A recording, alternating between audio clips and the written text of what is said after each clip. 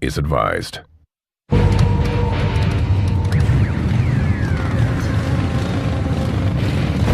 They're the most violent motorcycle gang in America. They'll stay and they'll fight to the end. They are nomads, sowing terror and fear wherever they ride. We're the toughest giant in the valley, and you gotta back that up. They are the pagans, and their motto is do unto others, then split. Absolutely, positively.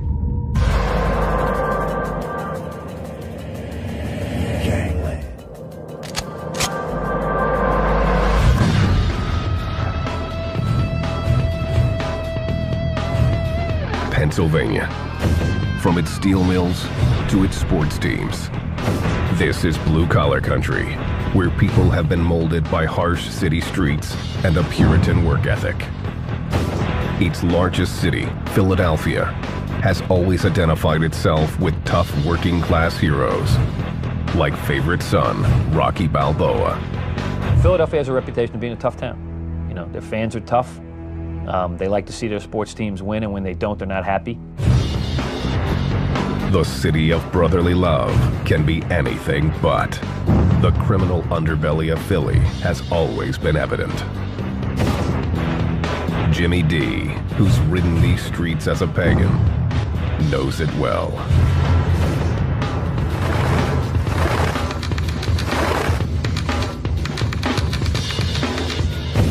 One for all for one. Let's die together, let's fight together, let's together. That's the bond.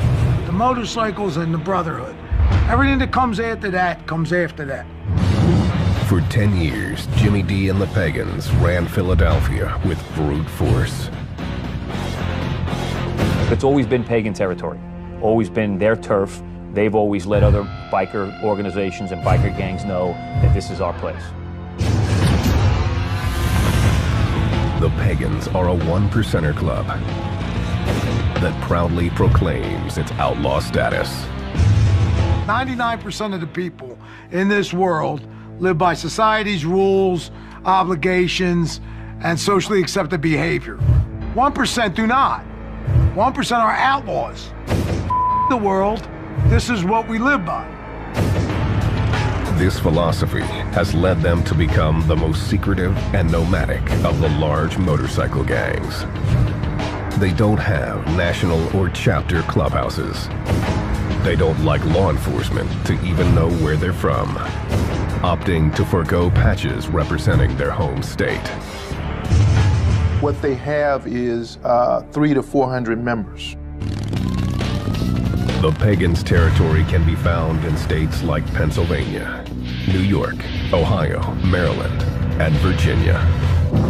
Their sheer brutality often makes up for being outnumbered. What defines them is their propensity to do violence. They're a very violent group, they're a nomadic group. They are to themselves quite introverted as a gang. A lot of antisocial behavior. The Pagans have been linked to assaults, theft, and extortion, as well as weapons and drug trafficking. From menial bullshit, nothing, to murder.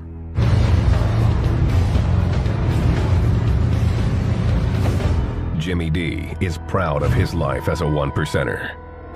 He joined in 1972, giving up a college football career to pursue an outlaw lifestyle. What happened was I was working in a gas station at night when I was going to college.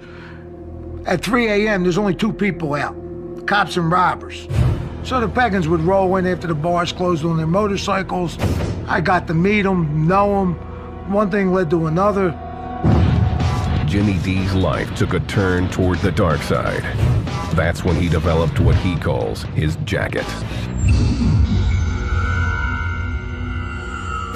The violence in my jacket is part of being a pagan. Most of that was barroom brawls, inter-club wars, bikers against bikers.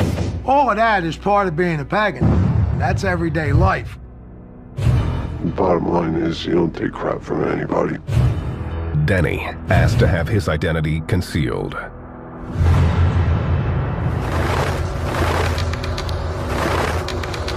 He was taught to value brotherhood and violence above all else. Just all go down together. You know, you go in together, you walk out together. Simple as that. Denny got to know the Pagans in New York. You wanted to ride on Long Island and wear a patch, you were pagan. That was it. There's no ifs, ands, or buts.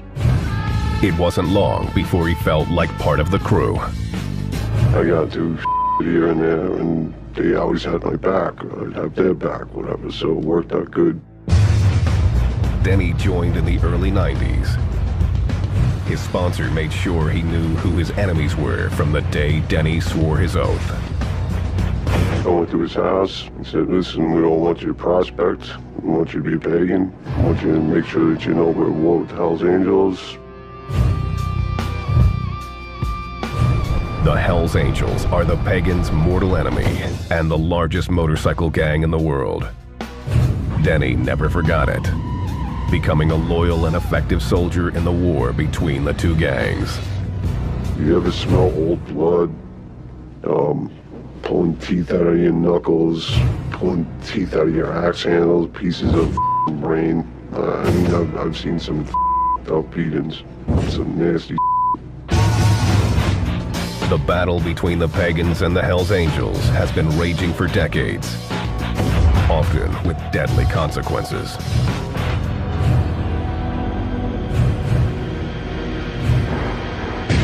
February 23rd, 2002, Plainview, New York. The Pagans gathered at a bar called Diamonds. Many had traveled from out of state, including the crew from Philly. Dave Henenlotter, a Nassau County detective, was there that day. You had guys from all over the regions coming. Some of them didn't even know why they were coming up. They were told, hey, we're going on a run, you gotta go to Long Island. A run is a trip the gang takes together. This run was a mandatory, meaning the gang didn't have a choice. Mandatory is someplace you're going, whether you want to or not, whether your wife's having a baby, whatever's going on, you're going.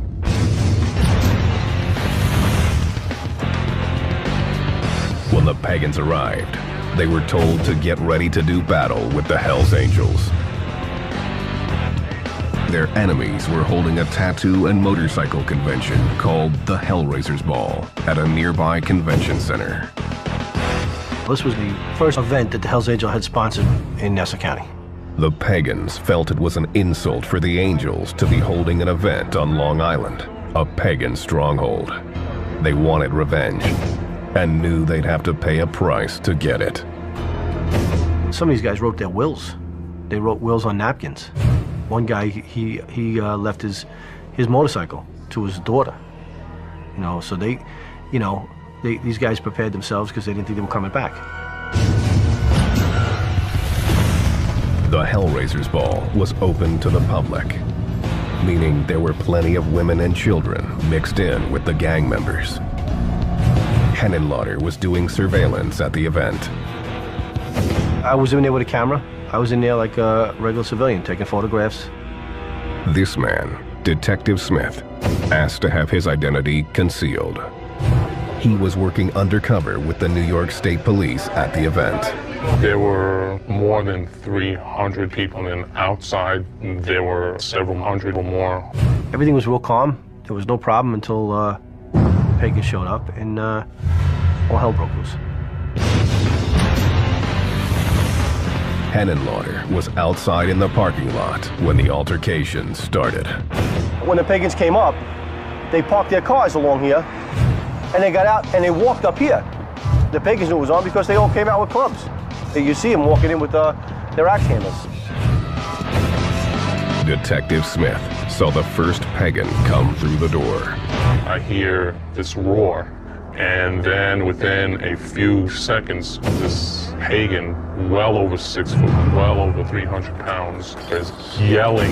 He had in his hands a piece of lumber, not a finished axe handle or a 2x4, just a big stick. The pagans began pushing their way through the front door. armed with everything from axe handles to Uzis, to metal pipes and knives.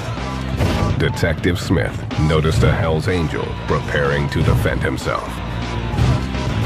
He produces a small semi-automatic pistol. The scene erupted into a full-scale war. When the pagans go to take care of business, they go to take care of business. Repercussions don't matter. Results don't matter. It's brotherhood.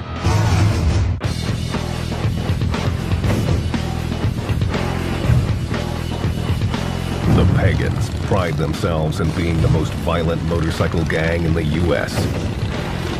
These nomadic bikers spread their terror across the Northeast, intimidating anyone who stands in their way. In their culture, they feel whatever they do is correct because that's what's been instilled in them. If they kill someone, they're killing someone because they felt it was appropriate, because that person had done something against the organization, something against the club. As far as citizens go, you're above them. As far as guys in other clubs go, you're above them. The Pagans' secret code demands that members must be willing to die for each other. No questions asked. If you don't give a then you're the right man for the job. This combination of brute force and brotherhood has defined the Pagans from the gang's inception.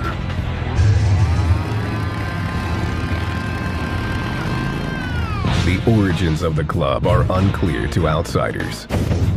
Some say it started in 1959 in Maryland and claim it was geared to racing motorcycles. The focus didn't last. When we talk about outlaw motorcycle groups, we say gang. While they may have started in the 50s and the 60s as riding clubs, they did progress into traditional organized crime.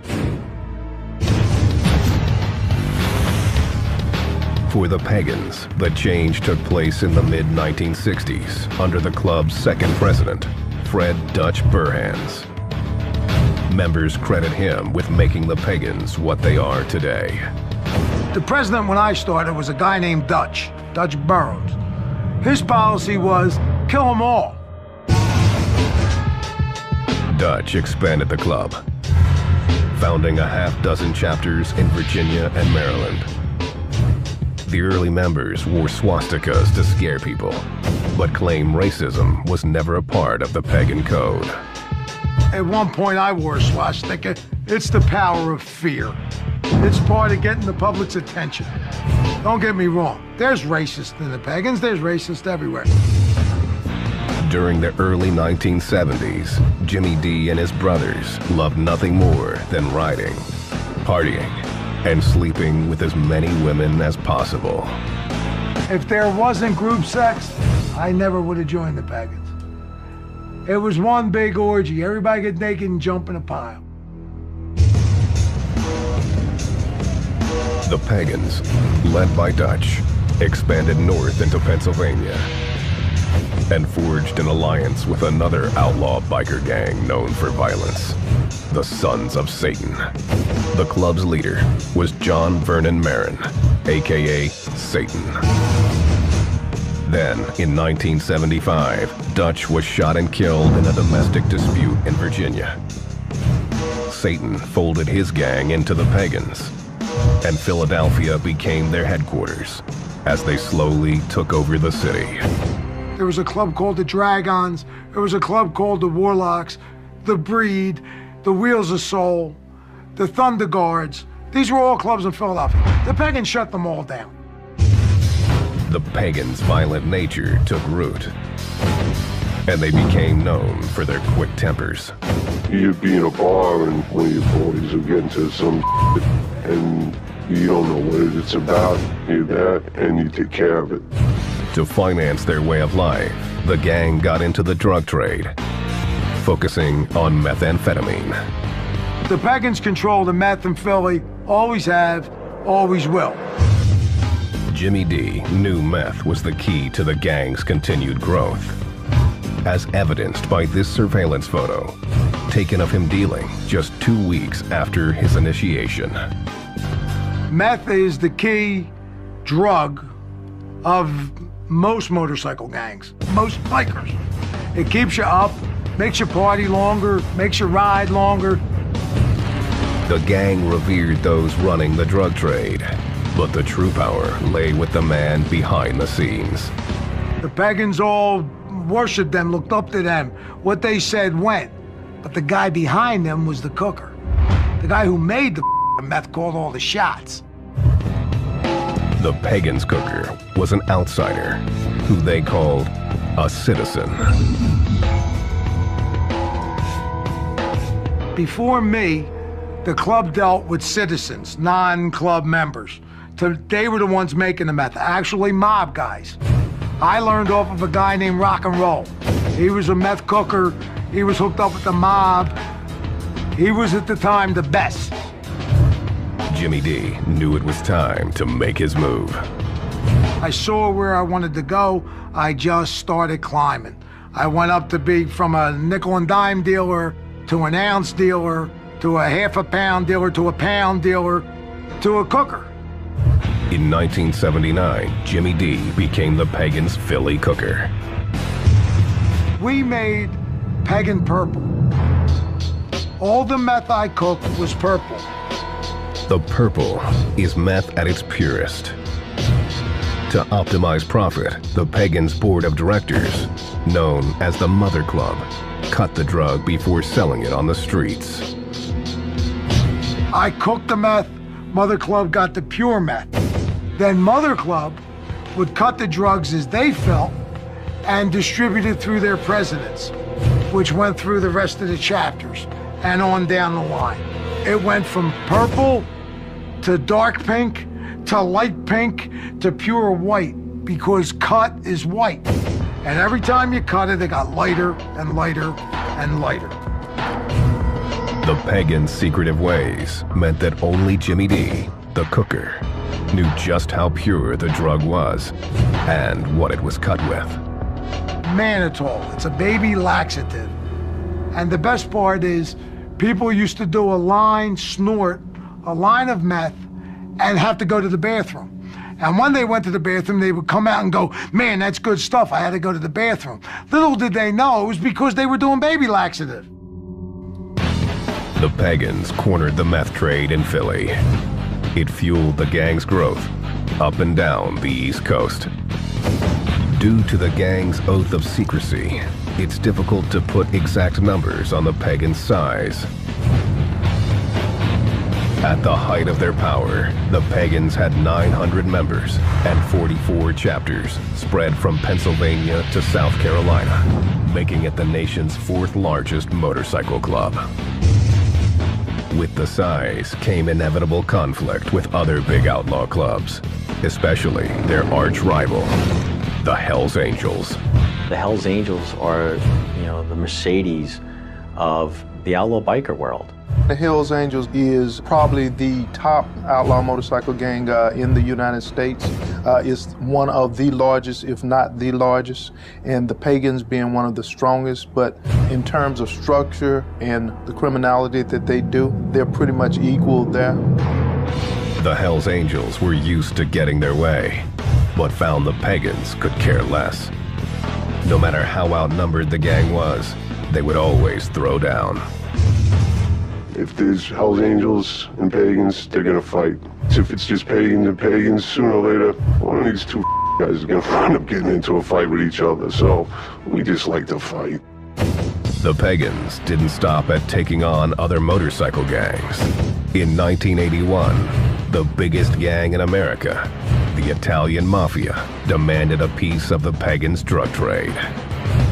Nicky Scarfo was the boss of the Philadelphia mob.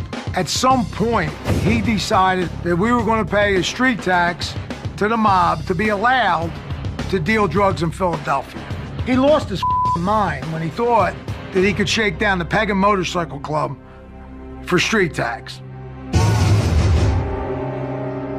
The mob was tired of the Pagans' refusals and tried to pressure the gang by kidnapping a drug supplier. Jimmy D responded swiftly. I then got my crew together from my chapter, went down and started kidnapping their people. On February 26, 1981, Jimmy D kidnapped two made men. In a show of power, he forced them to drive through downtown Philly. We get to Broad and Walnut. The driver, I got a 45 to the back of his head, looks across the street, and there's 4 or 5 cops having coffee. He says to me, if you're gonna shoot me, you're gonna shoot me now. He pulls up on the sidewalk with the cops, thinking they were gonna protect him. Got out of the car and started running. Jimmy D was not impressed and showed no mercy. I got out of the car and shot him in front of the cops. The mobster lived to tell the tale, and Jimmy D was arrested. But his stint in jail would be short-lived. Philadelphia was very corrupt. We had a lot of people on the payroll. I wind out getting out of jail on $750 bail for a shooting in Center City downtown. His payoffs of the Philly PD meant it would be a year and a half before the case ever went to trial. The club's war with the mob would continue. But according to Jimmy D, the Pagans never paid tax while he ran the gang. We're the toughest giant in the valley, and you gotta back that up. The Pagans motorcycle gang has built a criminal brotherhood based on violence and drug dealing. They've stayed secretive and exclusive, maintaining their hold over their territory with their own set of laws. Pagans live by pagan rules. Don't want to be judged by law enforcement. Don't want to answer to society's laws. Pagans answer to their own code. This code is included in the Pagan Constitution, which governs membership requirements, the roles of women, and even the type of bike members can own. It's got to be a Harley Davidson, and it's got to be 900 cc's or more. That's in the rule book. That's what it's got to be. This is an outlaw motorcycle club with more rules than the Constitution. In order to wear the Pagans' name, members are expected to follow these rules. But Jimmy D says there's only one that really matters. The first rule is Mother Club is God. The Mother Club is what the gang calls its board of directors. The Mother Club sets national policy and club conduct. The chapters fall underneath its rule. The structure of the chapters is much like the military, with a sergeant-at-arms, an enforcer, and soldiers that come under the command of a chapter president, or what the Pagans call a diamondback. These leaders wear a 1% diamond patch on the back of their jacket. Their word is law. You gotta listen to your diamond. You gotta do whatever your diamond tells you what to do. The Pagans' ultra-secret nature is forged by this unquestioning attitude. I could, at 2 o'clock in the morning, be in a bar and say to myself, let's go visit the guys in New York. Let's go visit the guys in Pittsburgh. The fact that we could float around and find a home within riding distance on a motorcycle was one of the best parts of being a pagan. Though many want to become pagans, the road to membership is not easy. Denny's journey started in an unlikely way.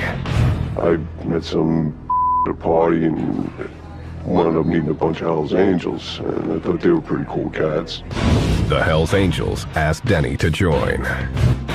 His membership in the gang didn't go as planned. I was at a party a couple years later, and this angel tried to the chick I was with, and I wound up getting into a fight with him. I actually beat his ass, but then I got my ass beat by the rest of them. So I said, the Hell's Angels, and I started hanging out with the Pagans. Denny liked the Pagans' rebellious and extremely secretive ways. He decided to become a prospect.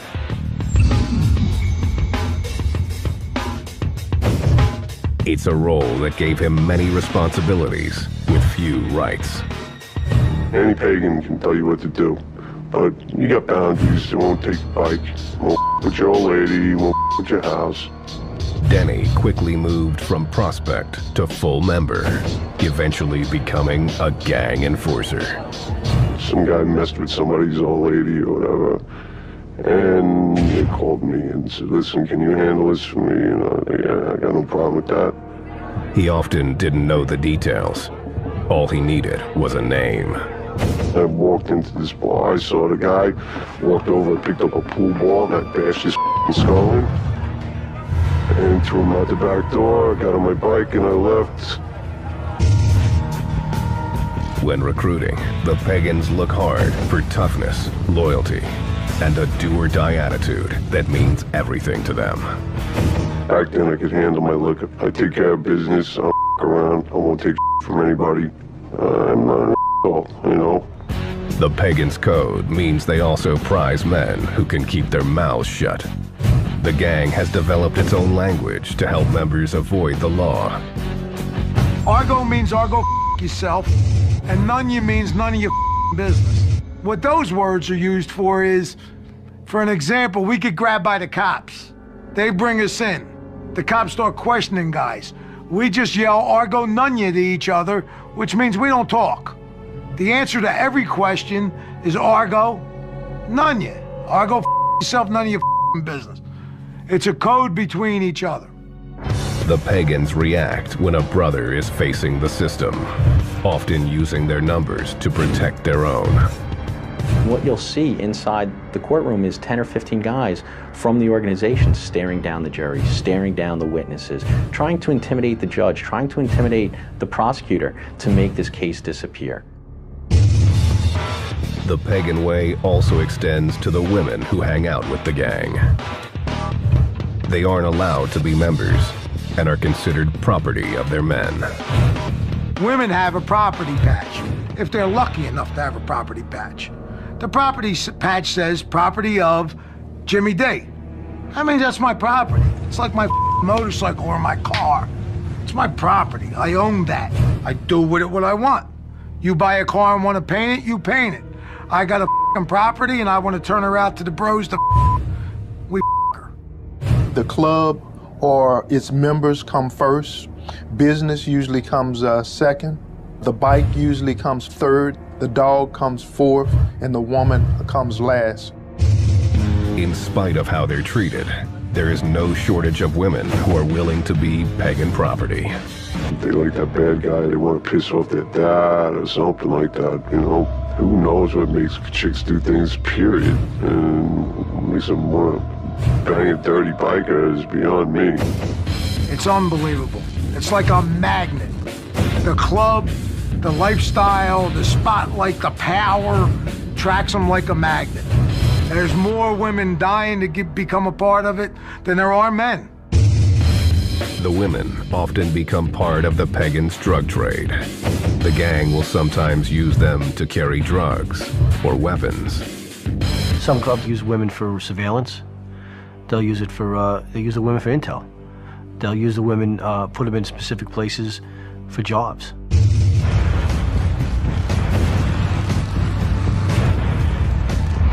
The Pagans take extreme pride in their club colors. That jacket means more to them than their family does. You get on your bike when you got your colors on you with 30 or 40 guys. Everybody's riding two abreast, and cars are getting out of your way, and there's nothing stopping you. It's like having an extension of your, you know. Their logo is on the center patch of their jackets. The Hells Angels have that death's head that is a made-up character. The Outlaws have Charlie, who is crossed pistons and a skull. It's made-up cartoon figures. The Warlocks have Harpy, who's got a and it's half a man, half a guy. They don't know what it is. The Pagan center patch is Zutar. It's a fire god sitting on the sun with flames around it. Zutar, he kicked the out of all the other gods. He runs hell. He's the man, Zutar. He squatted down real low like that to make all the other gods think he was a little guy. And he jumped up with that big fire stick, which is kind of like an axe handle, bashed all their brains in, and now he rules hell. The Norse myth of Zutar also inspired the gang's favorite weapon, the axe handle. Axe handle was definitely the weapon of choice. Sledgehammer handle works good too. The only thing they don't do is shoot bullets. Pagans are willing to bash heads with no provocation. But the quickest way to earn a beating is by showing contempt for pagan colors. Your colors are the most important thing on the planet to you. No matter what, they have to be protected.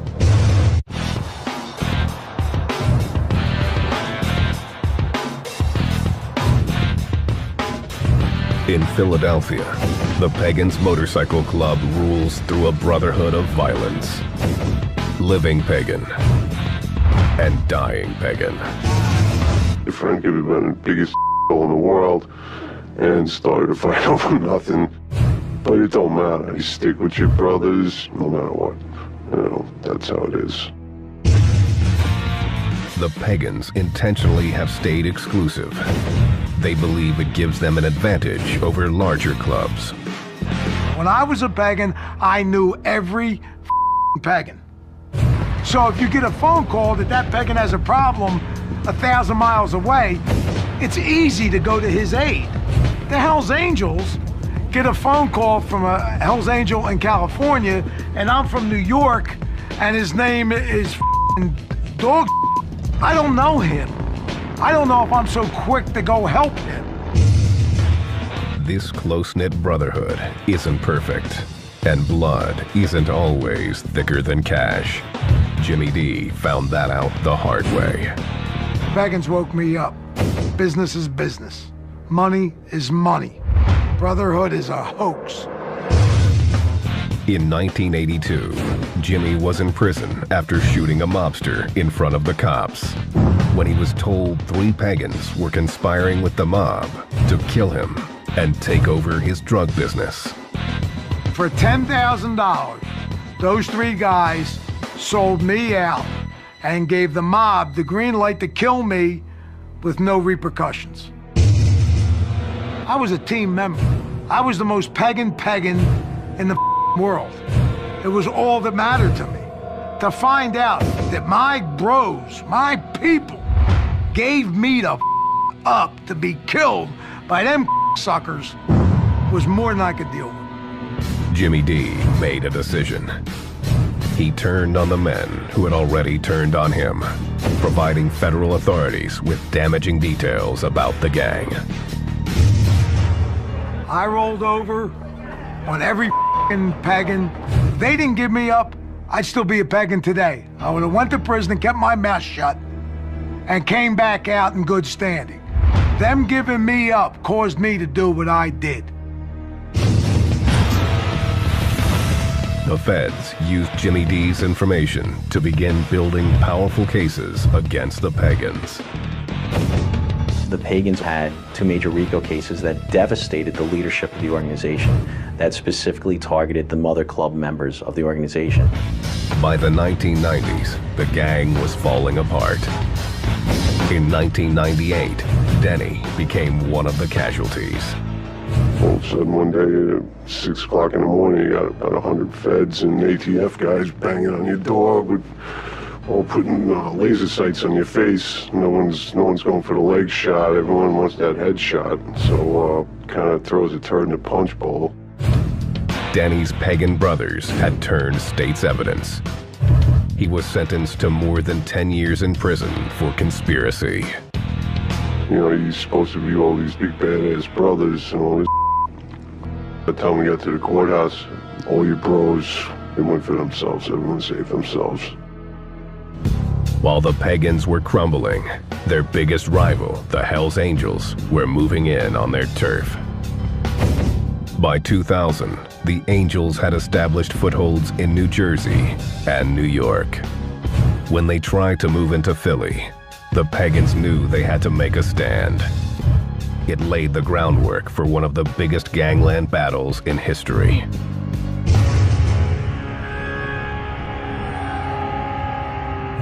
In 2002, Philadelphia. The Angels began to recruit pagans, attempting to get them to switch alliances. You do not trade in your colors with the pagans to have colors with another organization. especially at the Hells Angels at that point. The first pagan to become an angel was Tom Thinker Woods, a former leader of the Pagans Mother Club. He contacted the Hells Angels and offered them the Philadelphia chapter. Said, okay, fellas, we want to come over. Give us colors, we'll become Hells Angels, and we'll deal with the pagans here. We'll give you Philadelphia. And that's, I think, was widely viewed as a mortal sin, so to speak, among bikers. The betrayal stoked fury throughout the Pagans' membership.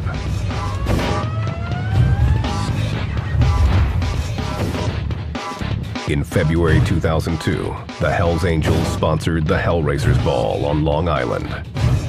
The Pagans believed that the traders from Philly would be there. The decision was made to teach them and the Angels a lesson. There's this call for pagans from various places, including about 3 dozen from Philadelphia, to go up at that Hellraisers Ball and basically take them on.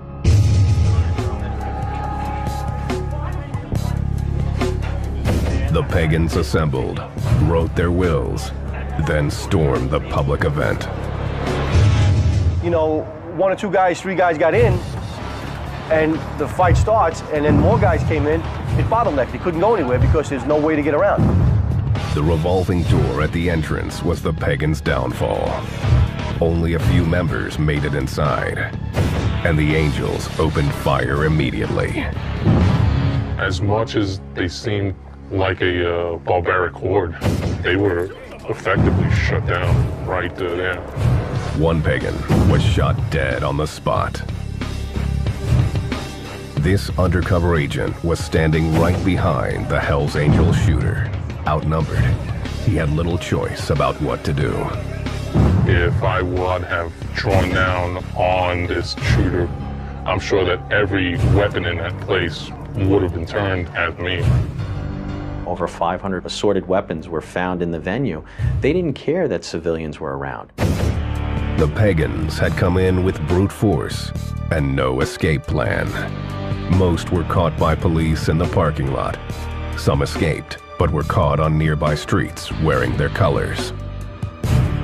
In total, 73 pagans were arrested. 2 Hells Angels, including the shooter, Raymond Dwyer, were also taken into custody.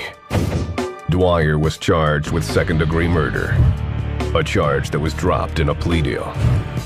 He ended up serving a year in jail on a related weapons possession charge. The pagans still claimed victory. They showed up, went to Long Island, and thrilled them. Kicked the Hells Angels' ass in their own territory. 73 pagans went to prison. No one talked. Everybody did their time. They went there for club business, and they all came home. They made it crystal clear they will go anywhere, anytime, and take care of business. The war was far from over, and the Hells Angels were hell-bent on revenge. In March 2002, a pagan-owned tattoo parlor was firebombed in South Philly. Police suspected it was a retaliation attempt by the Angels.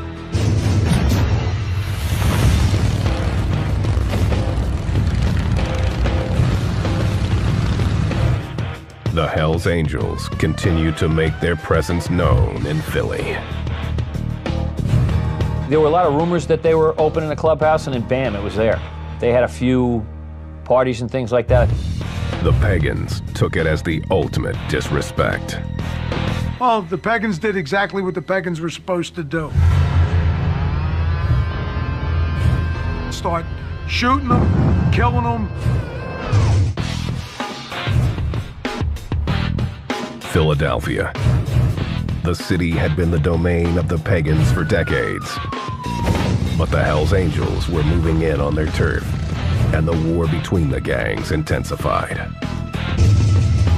In 2005, the pagans took the battle to the extreme and murdered the Hells Angels Philly chapter president, Tom Thinker Woods.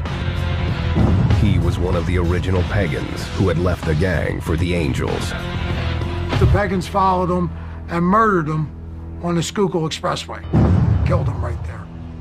That's when it came crystal clear. The pagans run Philadelphia. The Hells Angels came to town. He was the president. He was the man. The pagans killed him dead. No one has ever been arrested for the crime. The brazen murder was enough to cause the Hells Angels to concede Philly to the pagans. The word in the intelligence community was that guys were getting concerned about the level of violence, the amount of heat and trouble that came with it. Wasn't worth it. I have never seen the Hells Angels run out of town or any major city like that, like the way it occurred here. They just folded up shop and went away.